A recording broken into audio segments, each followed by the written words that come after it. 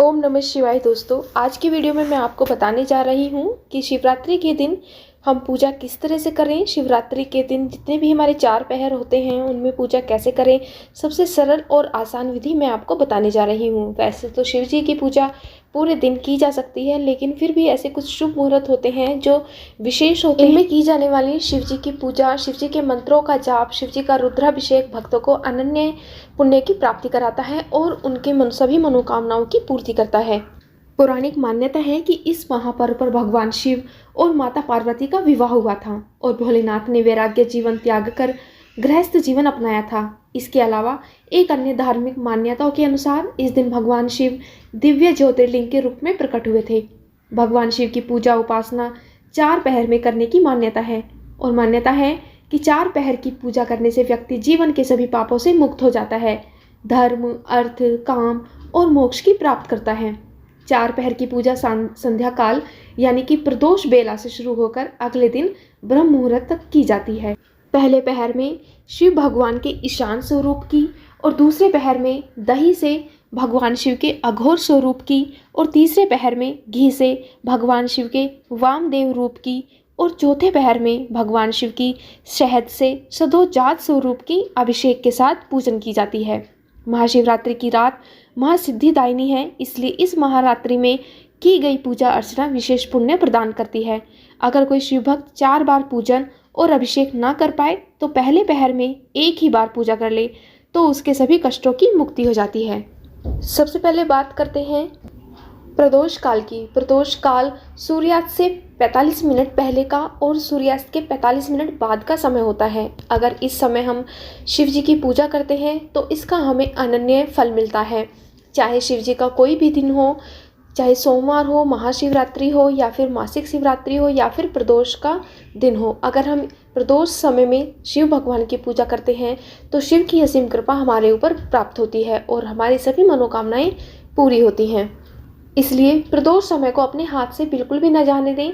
शिव जी की आराधना, शिव जी की पूजा अगर आप प्रदोष काल में करेंगे तो आपकी सभी मनोकामनाएं शिव जी बहुत जल्द पूरी करेंगे। आप प्रदोष काल के समय मंदिर में जाकर पूजा कर सकते हैं या फिर अगर ऐसा संभव ना हो तो आप घर पर भी शिव भगवान की पूजा कर सकते हैं।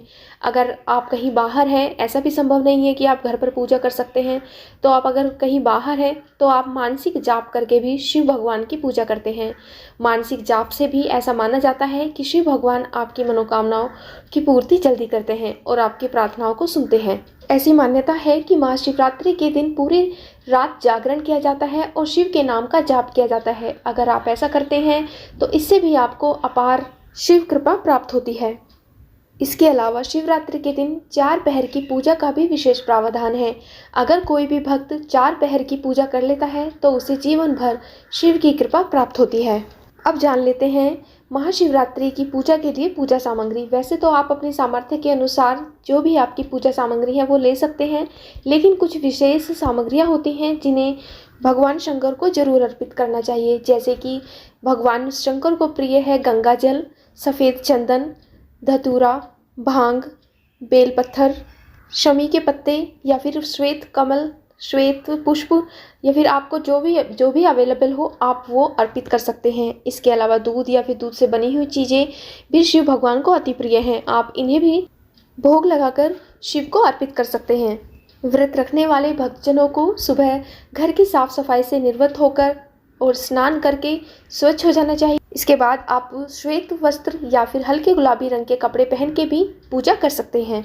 पूजा करने के लिए आसन का ही उपयोग करें और पूजा करते हुए आपका जो फेस है वो पूर्व की ओर या फिर उत्तर की दिशा की तरफ होना चाहिए और वो स्थान जहाँ पर आप पूजा करते हैं वो भी गंगा जल से साफ कर लेना चाहिए। इसके अलावा एक साफ चौकी के ऊपर एक लाल रंग का कपड़ा बिछाकर उस पर शिव की या तो कोई मूर्ति या फिर शिव परिवार की कोई भी आप प्रतिमा लगा सकते हैं पूजा करने के लिए। अगर ये सब अवेलेबल नहीं है तो आप अपने मन में शिव परिवार का या फिर शिव का ध्यान करके उनके मंत्रों का जाप करें। इस दिन अगर संभव हो तो शिवलिंग पर 1 लोटा जल जरूर चढ़ाएं। अगर संभव हो तो सुबह के समय, और अगर सुबह के समय संभव नहीं है तो शाम के समय भी आप शिवलिंग पर 1 लोटा जल जरूर चढ़ाएं।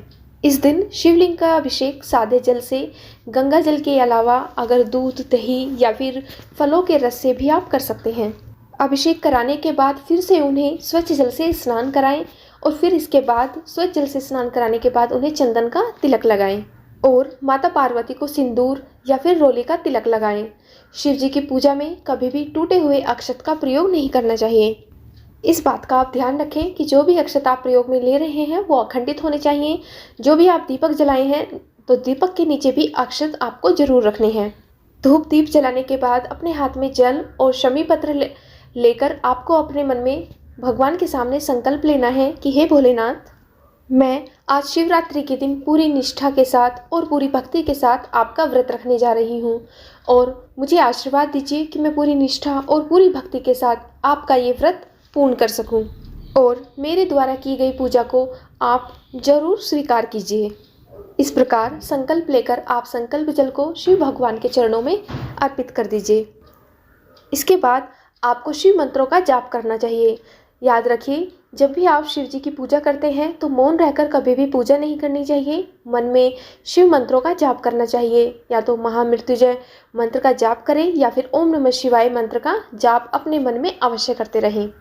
अपने मन में ओम नमः शिवाय मंत्र का जाप करते हुए भगवान शिव को बेलपत्र, भांग, धतूरा, बेर ये सब पूजा सामग्री अर्पित करें। कोई भी पूजा शुरू करने से पहले सबसे पहले गणेश भगवान की पूजा की जाती है, तो आपको भी ध्यान रखना है कि सबसे पहले गणेश भगवान की पूजा करें, उसके बाद शिव की, पार्वती की, कार्तिकेय की, नंदी जी की पूजा उसके बाद करें। भगवान शिव के गले में जो सर्प रहता है उन्हें भी आप चंदन का तिलक लगाएं और उनके जटाओं में जो गंगा जी होती हैं उन्हें भी आप तिलक लगाएं। इस तरह पूजा पूर्ण करने के बाद आप पूरे मन से आपको महाशिवरात्रि की कथा सुननी या फिर पढ़नी है। कथा सुनते या फिर पढ़ते वक्त हाथ में अक्षत या फिर पुष्प लेकर कथा सुननी चाहिए और कथा समाप्ति के बाद उन अक्षत को या फिर पुष्प को भगवान के चरणों में ही अर्पित किया जाना चाहिए। पूजा में आपको कुछ न कुछ दक्षिणा जरूर चढ़ाना है और कथा पूरी होने के बाद आपको शिव चालीसा या फिर महामृत्युंजय मंत्र का जाप अवश्य करना है।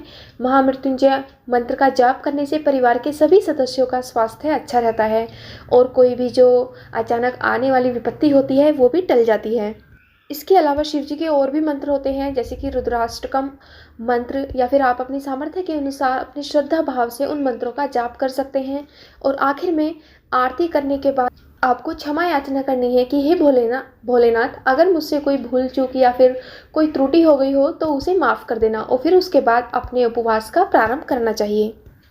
उपवास के दौरान आप मौसमी फलों का जूस या फिर मौसमी फल या फिर अपनी जो सामर्थ्य के अनुसार फलाहार करते हैं तो वो भी कर सकते हैं। इस दिन जब भी आप भगवान शिव की पूजा करते हैं तो अभिषेक के समय इस बात का विशेष ध्यान रखें कि दूध से अभिषेक करने के लिए तांबे के कलश का इस्तेमाल बिल्कुल ना करें।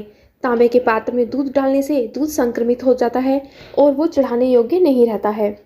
इसके साथ ही साथ महाशिवरात्रि के दिन पूजा के दौरान शिवलिंग पर दूध, दही, शहद या कोई भी वस्तु चढ़ाने के बाद जल जरूर चढ़ाएं और आखिर में जल चढ़ाने से ही जलाभिषेक पूर्ण माना जाता है। आज की वीडियो में इतना ही। वीडियो को लाइक और चैनल को सब्सक्राइब जरूर करिएगा।